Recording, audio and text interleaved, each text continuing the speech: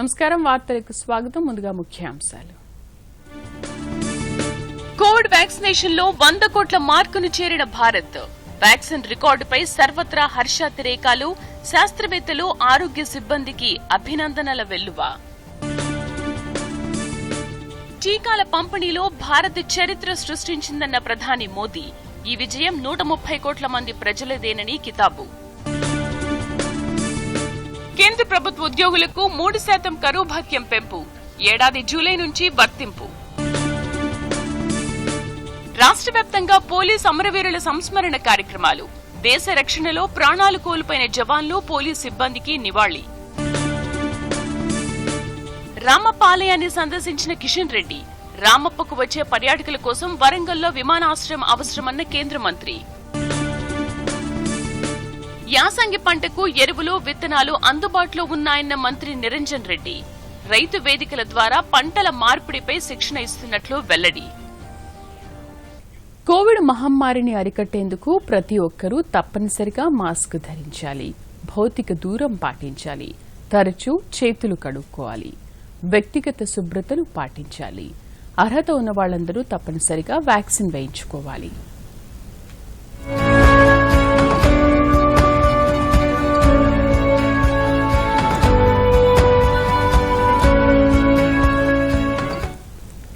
దేశవ్యాప్తంగా చేపట్టిన కోవిడ్ టీకా పంపిణీ కార్యక్రమం 100 కోట్ల డోసుల మైలురాయిని చేరుకుంది. కేవలం 9 నెలల్లో ఈ ఘనత సాధించడం పట్ల అభినందనలు వెల్లువెత్తాయి. ప్రజల భాగస్వామ్యంతోనే ఈ విజయం సాధ్యమైందని జాతీయ, అంతర్జాతీయ ప్రముఖులు అన్నారు. ఈ సందర్భంగా ప్రధాని నరేంద్ర మోదీ వైద్యులు, నర్సులు, పారామెడికల్ సిబ్బందిని ప్రత్యేకంగా కొనియాడారు. న్యూఢిల్లీలోని రామ్ మనోహర్ లోహియా ఆసుపత్రిని సందర్శించి కోవిడ్ టీకా పంపిణీ కార్యక్రమంలో పాల్గొన్న సిబ్బందితో మాట్లాడారు. 130 కోట్ల మంది ప్రజల భాగస్వామ్యంతోనే భారత్ రికార్డు సాధించిందని ప్రధాని పేర్కొన్నారు. ఇది ప్రజా విజయంగా అభివర్ణించారు. कुछ दूर पहले ही 100 करोड़ वैक्सीन डोज का आंकड़ा पार कर लिया है. 100 साल में आई सबसे बड़ी महामारी का मुकाबला करने के लिए देश के पास अब 100 करोड़ वैक्सीन डोज का मजबूत सुरक्षा कवच है. ये उपलब्धि भारत की है, भारत के प्रत्येक नागरिक की है. मैं देश की वैक्सीन मैन्युफैक्चरिंग कंपनियां, वैक्सीन ट्रांसपोर्टेशन में जुड़े कर्मयोगियां, वैक्सीन लगाने में जुटे हेल्थ सेक्टर के प्रोफेशनल्स, सभी का खुले मन से, हृदय से बहुत बहुत आभार व्यक्त करता हूं.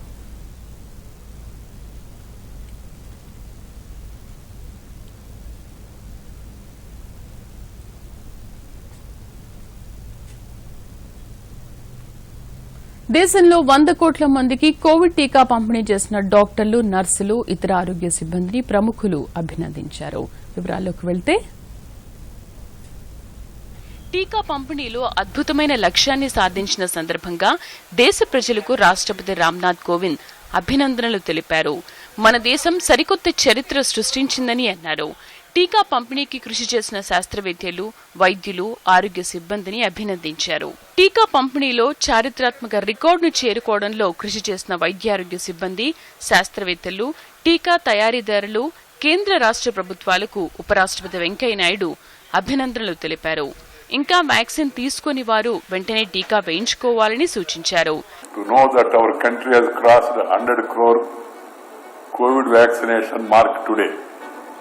This is indeed a significant milestone in our collective fight against the coronavirus. I congratulate all our frontline healthcare workers, scientists, vaccine manufacturers, states and central government on this remarkable achievement in such a short span of time. టీకా ఉద్యమం 100 కోట్ల మైలురాయిని దాటి అరుదైన ఘనత సాధించడం పట్ల ప్రధాని నరేంద్ర మోదీ ట్విట్టర్లో హర్షం వ్యక్తం చేశారు. ఈ రికార్డును సాధించేందుకు కృషి చేసిన ప్రతి ఒక్కరికి కృతజ్ఞతలు తెలియజేశారు. ఈ లక్ష్యాన్ని చేరుకునేందుకు కృషి చేసిన మన డాక్టర్లు, నర్సులు ప్రతి ఒక్కరికి కృతజ్ఞతలు తెలుపుతున్నానని ట్విట్టర్లో పేర్కొన్నారు. ప్రధానమంత్రి సమర్థవంతమైన నాయకత్వం, ముందుచూపు కారణంగా కోవిడ్ మహమ్మారిని నియంత్రించడంలో విజయం సాధించామని కేంద్ర ఆరోగ్య శాఖ మంత్రి మన్సుఖ్ మాండవీయ అన్నారు. టీకా అందుబాటులోకి వచ్చిన 9 నెలల సమయంలోనే ఇంతటి ఘనత సాధించామన్నారు. ఇందుకు సహకరించిన వారందరినీ ప్రత్యేకంగా అభినందిస్తున్నానని పేర్కొన్నారు. जब देश में कोरोना वैक्सीन लगाना शुरू हुआ तब से सभी एयरलाइंस ने अपनी भूमिका अदा की. उन्होंने वैक्सीन को एक जगह से दूसरी डेस्टिनेशन पर पहुंचाने में मदद किया. खास करके स्पाइस जेट को मैं अभिनंदन देता हूं. जब फर्स्ट टाइम वैक्सीन कंपनी से निकल के पहुंचाना था और उस वक्त लॉकडाउन चल रहा था, उसमें भी स्पाइस जेट ने अपनी महत्वपूर्ण भूमिका. మన దేశం త్వరితగతిన 100 కోట్ల టీకా డోసులను పంపిణీ చేసినందుకు కేంద్ర హోంమంత్రి అమిత్ షా హర్షం వ్యక్తం చేశారు. ఇది చారిత్రాత్మక ఘట్టమని అన్నారు. అనేక సవాళ్లను అధిగమించి ఈ లక్ష్యాన్ని సాధించామని, ఇందుకు సహకరించిన శాస్త్రవేత్తలు, పరిశోధకులు, వైద్యులు, ఆరోగ్య కార్యకర్తలను అభినందించారు. కోవిడ్ మహమ్మారిని ఎదుర్కోవడంలో మన దేశ శక్తి సామర్థ్యాలను చాటి చెప్పామని అమిత్ షా అన్నారు. టీకా పంపిణీ 100 కోట్ల మైలురాయిని చేరుకోవడం పట్ల కేంద్ర సమాచార ప్రసార శాఖ మంత్రి అనురాగ్ సింగ్ ఠాకూర్ హర్షం వ్యక్తం చేశారు. ఎంత పెద్ద లక్ష్యమైనా ప్రజల భాగస్వామ్యంతో చేరుకోగలమని నిరూపించామని వ్యాఖ్యానించారు. देश की एक उपलब्धि है. देश के सभी नागरिकों का आभार भी प्रकट करता हूं. वहीं पर माननीय प्रधानमंत्री जी के नेतृत्व में जिस तरह से वैक्सीन मैन्युफैक्चरिंग से लेकर वैक्सीनेशन कराने तक का ये दौर चला है, इसमें सभी कोविड वॉरियर्स का, हेल्थ वर्कर्स का और सभी इस मुहिम से जुड़े हुए लोगों का आभार प्रकट करता हूं. विशेष तौर पर हिंदुस्तान की जनता का, जिन्होंने आगे आकर वैक्सीनेशन करवाया भी और इस महामारी के समय करोड़ों जिंदगियां बचाने का काम भी हुआ. दुनिया भर में 100 करोड़ का यह आंकड़ा पार करके भारत ने दिखाया है कि बड़े से बड़ा लक्ष्य भी प्राप्त किया जा सकता है. టీకా పంపిణీలో కొత్త రికార్డు సృష్టించామని కేంద్ర మంత్రి పీయూష్ గోయల్ అన్నారు. 100 కోట్లు అంటే కేవలం ఒక సంఖ్య కాదు, 100 కోట్లకు పైగా దేశ ప్రజల ఆత్మవిశ్వాసమని పేర్కొన్నారు. టీకా పంపిణీలో ఘనత సాధించిన సందర్భంగా దేశ ప్రజలకు శుభాకాంక్షలు తెలిపారు. 100 కోట్ల మార్క్ సాధించినందుకు ప్రపంచ ఆరోగ్య సంస్థ భారత్ను ప్రశంసించింది. వైరస్ నుండి పేద, బలహీన వర్గాలు సహా అన్ని వర్గాలకు రక్షణ లభించేలా భారత్ ఈ ఘనత సాధించిందని WHO డీజీ గేబ్రియాసిస్ ట్వీట్ చేశారు. ఇజ్రాయెల్ సహా పలు దేశాల అధినేతలు కూడా భారత్కు అభినందనలు తెలిపారు. Bureau report, Doordarshan news. దేశంలో వ్యాక్సినేషన్ కార్యక్రమం 100 కోట్లకు చేరిన సందర్భంగా గవర్నర్ తమిళిసై సౌందరరాజన్ హర్షం వ్యక్తం చేశారు. ఇది భారతదేశం గర్వించదగ్గ సందర్భమని తెలిపారు. వ్యాక్సిన్ తయారీ, పంపిణీలో భారత్ ప్రపంచానికి ఆదర్శంగా నిలిచిందని అన్నారు. అర్హులైన వారంతా వ్యాక్సిన్ తీసుకోవాలని, టీకా తీసుకున్న తర్వాత కూడా కోవిడ్ నియంత్రణ చర్యలు పాటించాలని కోరారు. 100 కోట్ల మార్కు చేరుకున్న సందర్భంగా గవర్నర్ తెలుగులో ప్రత్యేక వీడియో సందేశం ఇచ్చారు. ఆరోగ్య కార్యకర్తలకు నా యొక్క నమస్కారం. జనవరి 16, 2021 నాడు మొదలైన ఈ కోవిడ్ టీకా కార్యక్రమం 100 కోట్లకు నేడు చేరుకోవడం చాలా సంతోషం మరియు గర్వకారణం. నేడు మనం టీకాను ఉత్పత్తి చేయడంలోనే కాకుండా టీకాను ప్రజలకు చేరవేయడంలో ప్రపంచ దేశాలకు ఎంతో ఆదర్శం. నేడు భారతదేశం ప్రపంచంలో చాలా దేశాలకు కోవిడ్ టీకాను అందించే స్థాయికి చేరింది. కోవిడ్ మనం జయించాలంటే అందరూ తప్పను సరిగా కోవిడ్ టీకాను తీసుకోవాలి. అనంతరం గవర్నర్ హైదరాబాద్ లోని సనత్ నగర్ ఈఎస్ఐ ఆసుపత్రిని సందర్శించారు. వ్యాక్సినేషన్ లో భాగస్వాములైన వైద్యులు, ఆరోగ్య సిబ్బందిని గవర్నర్ సత్కరించారు. ఈ సందర్భంగా గవర్నర్ మాట్లాడుతూ దేశంలో ఉత్పత్తి చేసిన టీకా తీసుకున్నందుకు గర్విస్తున్నానని తెలిపారు. అపోహను వీడి అందరూ టీకా తీసుకోవాలని కోరారు. 2 నుంచి 18 ఏళ్ల వయసు పిల్లలకు త్వరలో కోవిడ్ టీకా అందుబాటులోకి రానుందని గవర్నర్ చెప్పారు. Medical professionals for administering the vaccine and all the people for taking the vaccination. And as I said, I am very proud that I have taken the vaccine produced in my country, and I am very proud that 100 countries are taking the vaccines which are produced in my country. Because of our continuous efforts, we are successful in combating the disease, and the vaccination which we have produced is very effective. And I am very thankful to each and everyone, and as an Indian, I am very proud of this situation. Bharat 100 కోట్ల Covid డోసులను పంపిణీ చేయడాన్ని vaccine ఉత్పత్తిదారులు స్వాగతించారు. ఈ చరిత్రాత్మకమైన ఘనతను సాధించడంలో తాము కూడా భాగస్వాములు కావడం గర్వంగా ఉందని భారత బయోటెక్ సంస్థ ఎండీ డాక్టర్ కృష్ణ ఎల్లా అన్నారు. ప్రభుత్వం, వ్యాక్సిన్ తయారీదారులు, హెల్త్ కేర్ వర్కర్లు, ప్రజలు సమిష్టిగా చేసిన ప్రయత్నం ఫలితమే ఇది అని కృష్ణ ఎల్లా అన్నారు. ఆత్మ నిర్భర్ భారత్ కు ఇదే ప్రతీకని భారత బయోటెక్ ఎండీ పేర్కొన్నారు. Serum institute of India owner Aadhaar Poonawalla మాట్లాడుతూ 100 కోట్ల డోసుల మార్కు సాధించడంపై ప్రధాని మోదీకి హృదయపూర్వక శుభాకాంక్షలు తెలిపారు. ప్రధాని మోదీ నేతృత్వంలో 100 కోట్ల డోసుల పంపిణీ సాధ్యమైందని ట్వీట్ చేశారు. రానున్న రోజుల్లో టీకా పంపిణీ వేగం మరింత పుంజుకుంటుందని విశ్వాసం వ్యక్తం చేశారు. వచ్చే ఏడాది ప్రారంభానికి బూస్టర్ డోసు అందుబాటులోకి వచ్చే అవకాశం ఉందని పూనావాలా అన్నారు. కోవిడ్ టీకాల పంపిణీలో భారత్ 100 కోట్ల మార్కు సాధించడంలో తెలంగాణ పాత్ర గణనీయమని చెప్పుకోవచ్చు. వ్యాక్సినేషన్ను వేగవంతం చేసేందుకు రాష్ట ప్రభుత్వం మొదటి నుండి ప్రత్యేక చర్యలు చేపట్టింది. జీహెచ్ఎంసీ సహా అన్ని జిల్లాల్లో ప్రత్యేక కేంద్రాలు ఏర్పాటు చేసి టీకాల పంపిణీని ముమ్మరం చేసింది. ఇంటింటికి ప్రచారం ద్వారా వ్యాక్సిన్ ఆవశ్యకతపై అవగాహన కల్పించింది. రాష్ట వైద్యారోగ్య శాఖ, ఇతర శాఖల సమన్వయ చర్యల ఫలితంగా గ్రేటర్ హైదరాబాద్ పరిధిలో అర్హులైన వారికి మొదటి డోస్ పంపిణీ పూర్తయింది. జిల్లాలో కూడా మొదటి డోస్ పంపిణీని త్వరగా పూర్తి చేసేందుకు చర్యలు తీసుకుంటున్నారు. ఇదిలా ఉండగా దేశం వ్యాక్సినేషన్లో 100 కోట్ల మైలురాయిని దాటిన సందర్భాన్ని పురస్కరించుకుని పురావస్తు కట్టడాలను విద్యుత్ దీపాలతో అలంకరించారు. చార్మినార్, గోల్కొండ, వరంగల్ కోట, రామప్ప దేవాలయం త్రివర్ణ రంగులతో శోభాయమానంగా విరజిల్లుతున్నాయి.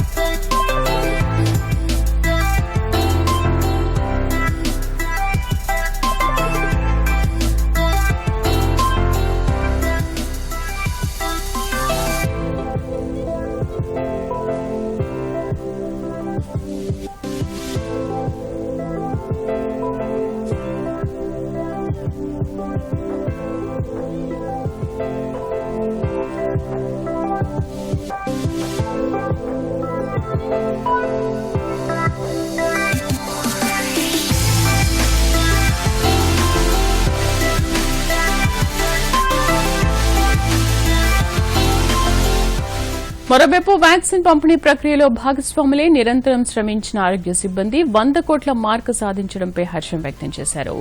హైదరాబాద్ అంబర్పేట పరిధిలోని ప్రాథమిక ఆరోగ్య కేంద్రం సిబ్బంది తమ సంతోషాన్ని దూరదర్శన్తో పంచుకున్నారు.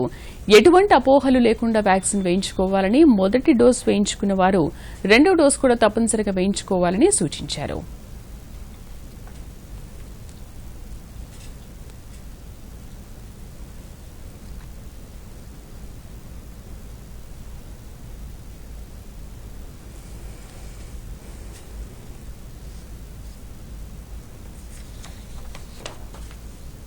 $300-400 వరకు వేయగలుగుతున్నాం సార్. మేము ప్రతి రోజు కూడా మాకు షిఫ్ట్ వైజ్గా ఇంజెక్షన్స్ వేయడానికి ఉంటుంది సార్.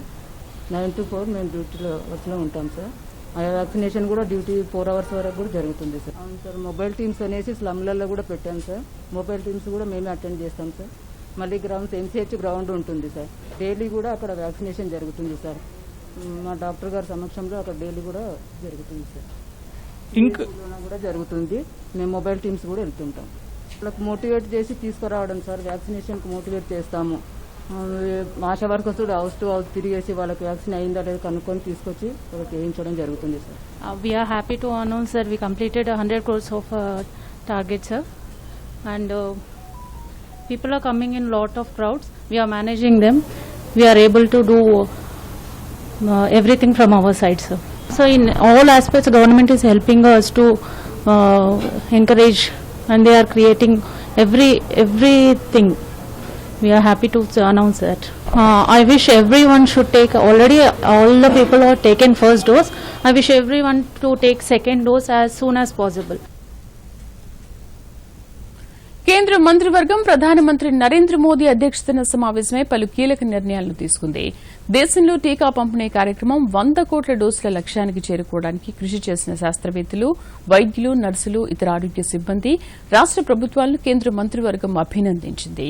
పీఎం గతిశక్తి ప్రణాళిక అమలుకు కేబినెట్ కార్యదర్శి అధ్యక్షతన వివిధ శాఖల ఉన్నతాధికారులతో ఒక కమిటీని ఏర్పాటు చేయాలని మంత్రివర్గం నిర్ణయించింది. Multi modal network planning system ఏర్పాటు ద్వారా వివిధ విభాగాలు అమలు చేస్తున్న అభివృద్ది కార్యక్రమాలను ఈ ఉన్నతాధికారుల కమిటీ పర్యవేక్షిస్తోంది. కేంద్ర ప్రభుత్వోద్యోగుల కరువు భత్యాన్ని 3% పెంచాలని కేంద్ర కేబినెట్ తీర్మానించింది. ప్రస్తుతం 28% ఉన్న కరువు భత్యాన్ని 30% పెంచుతూ మంత్రివర్గం నిర్ణయం తీసుకుంది. ఈ పెంపుదల 47 లక్షలకు పైగా ప్రభుత్వోద్యోగులకు 28 లక్షల మంది పింఛన్దారులకు ప్రయోజనం కలుగుతుంది. కేంద్ర మంత్రివర్గంలో తీసుకున్న నిర్ణయాలను కేంద్ర సమాచార ప్రసార శాఖ మంత్రి అనురాగ్ సింగ్ ఠాకూర్ మీడియాకు వివరించారు. गतिशक्ति नेशनल मास्टर प्लान की मॉनिटरिंग 3 टियर सिस्टम में की जाएगी, जिसके कैबिनेट सचिव अध्यक्षता करेंगे और इनके अध्यक्षता में एक सचिवों का एम्पावर्ड ग्रुप ऑफ सेक्रेटरीज बनेगा. विभिन्न मंत्रालयों और विभागों के नेटवर्क योजना प्रभाग के प्रमुखों के प्रतिनिधि के साथ एक multi modal network planning group का गठन किया जाएगा.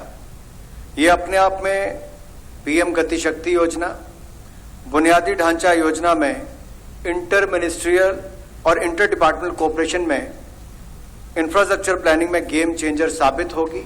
केंद्र सरकार के कर्मचारियों को 1 जुलाई 2021 से देय महंगाई भत्ता और जो पेंशनर्स है उनको महंगाई राहत में 3% की वृद्धि करते हुए इसे वर्तमान 28% से बढ़ाकर 31% किया गया है.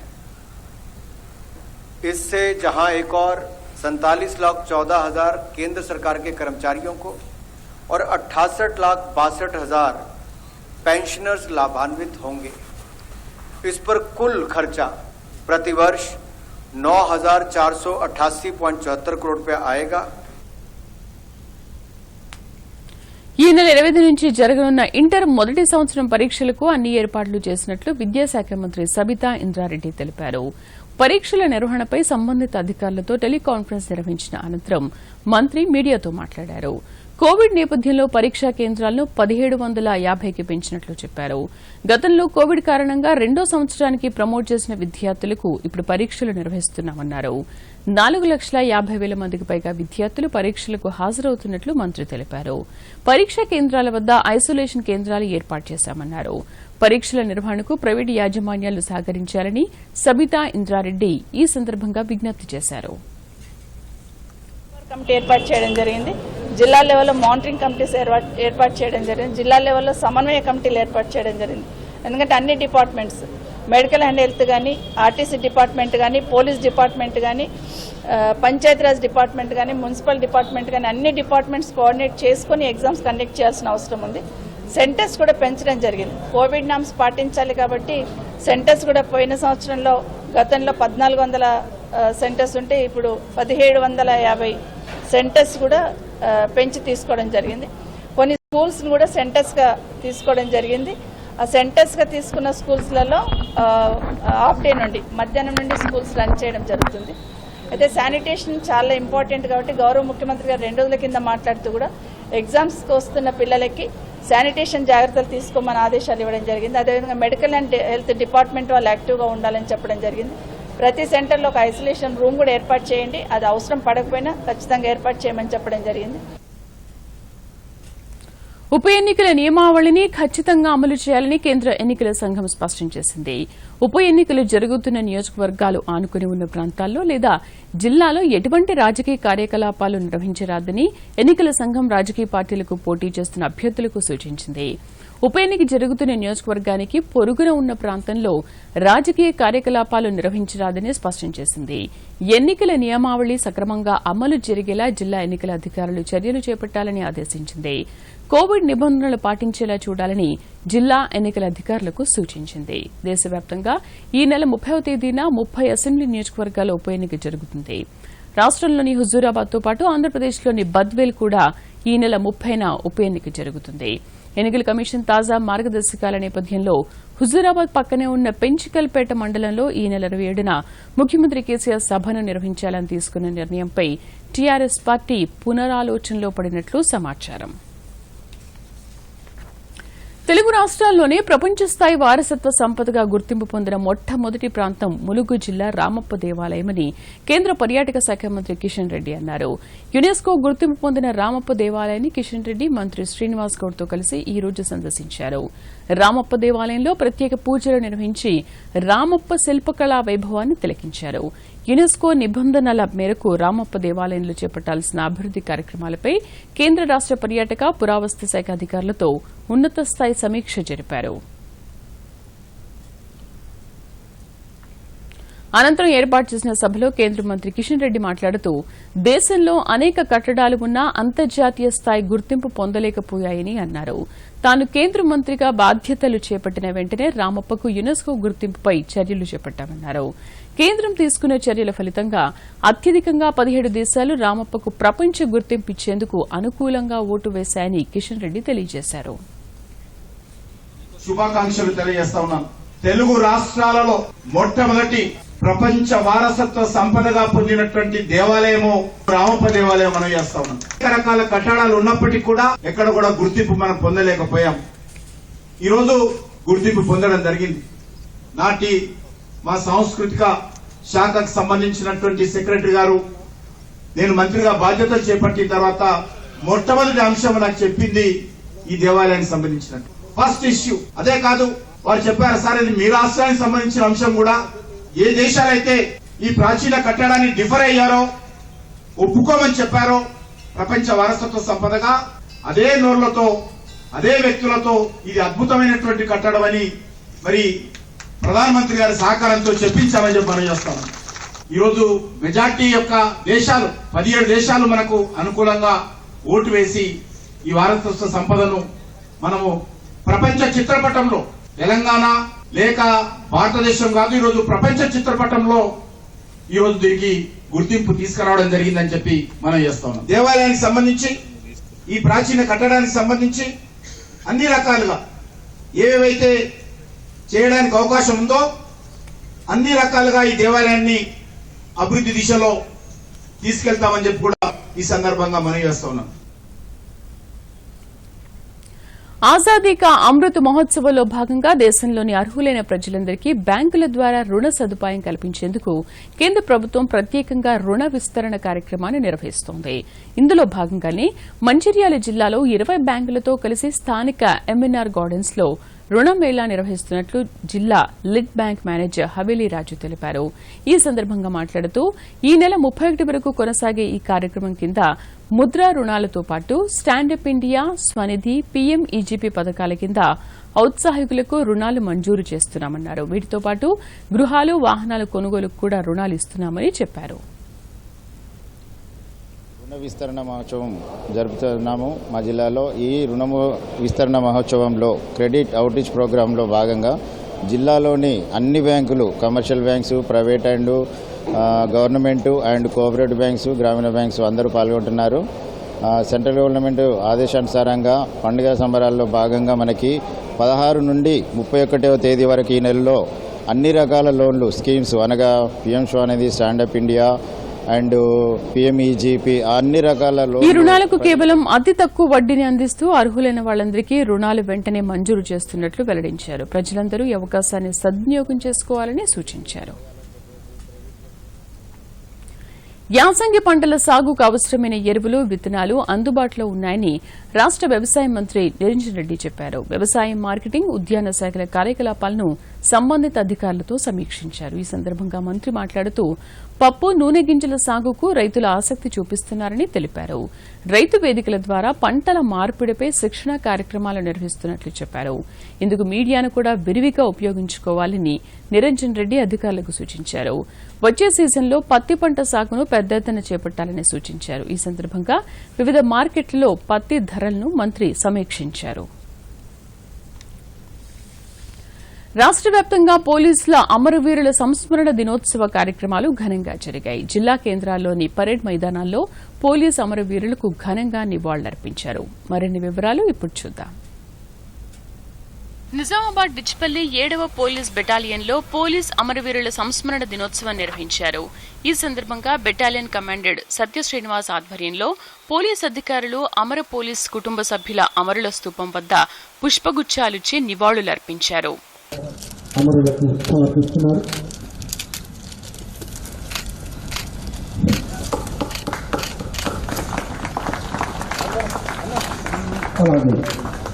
నిర్మల్ జిల్లా ఎస్పీ సిహెచ్ ప్రవీణ్ కుమార్ నేతృత్వంలో నిర్వహించిన పోలీస్ అమరవీరుల వారోత్సవాల కార్యక్రమానికి ZP chairman Vijayalakshmi, municipal chairman Eshwar అధికారులు హాజరై అమరవీరుల స్మారకార్థం కాగడాను వెలిగించి కార్యక్రమాన్ని ప్రారంభించారు.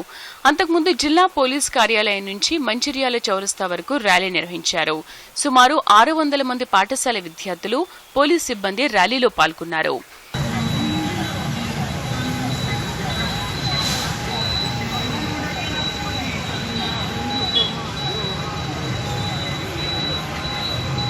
పోలీస్ అమరవీరుల సంస్మరణ దినోత్సవాన్ని పురస్కరించుకుని నాగర్ కర్నూలు జిల్లా పోలీస్ పరేడ్ గ్రౌండ్ మైదానంలో ఏర్పాటు చేసిన అమరవీరుల స్తూపం వద్ద జిల్లా collector Uday Kumar, SP doctor Sai Shekhar తదితరులు పుష్పాంజలి ఘటించారు.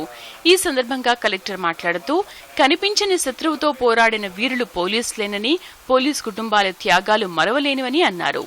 ఆదిలాబాద్ జిల్లా కేంద్రంలోని పరేడ్ మైదానంలో నిర్వహించిన కార్యక్రమంలో జిల్లా ఎస్పీ రాజేష్ చంద్రతో పాటు జిల్లా కలెక్టర్ సిక్తా పట్నాయక్, పోలీస్ అధికారులు, అమరవీరుల కుటుంబ సభ్యులు స్మారక స్తూపం వద్ద పుష్పగుచ్చం ఉంచి నివాళులర్పించారు.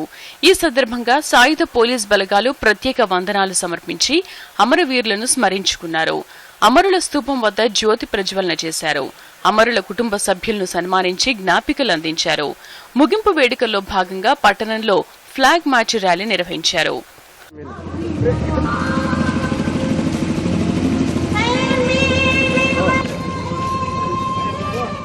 భద్రాద్రి కొత్తగూడెం జిల్లా కొత్తగూడెం హేమచంద్రాపురంలోని పోలీస్ పరేడ్ మైదానంలో ఏర్పాటు చేసిన పోలీసు అమరవీరుల సంస్మరణ దినోత్సవ కార్యక్రమాన్ని జిల్లా పోలీసుల ఆధ్వర్యంలో నిర్వహించారు. మైదానంలో ఉన్న పోలీస్ అమరవీరుల స్తూపం వద్ద నివాళులర్పించారు.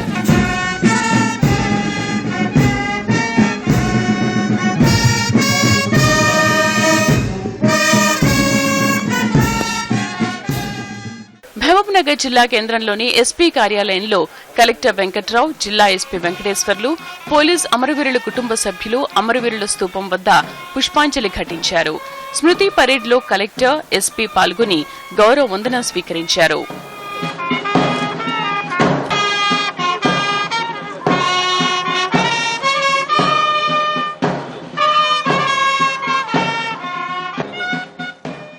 మహబూబాబాద్ జిల్లా కేంద్రంలోని పోలీస్ కార్యాలయంలో అమరవీరుల సంస్మరణ దినోత్సవం సందర్భంగా జరిగిన స్మృతి పరేడ్ కు జిల్లా కలెక్టర్ కె శశాంక ముఖ్య అతిథిగా హాజరయ్యారు. జిల్లా ఎస్పీ నంద్యాల కోటిరెడ్డితో కలిసి అమరవీరుల స్తూపం వద్ద ఈ సంవత్సరం అమరులైన 377 మంది పోలీసులకు నివాళులర్పించారు.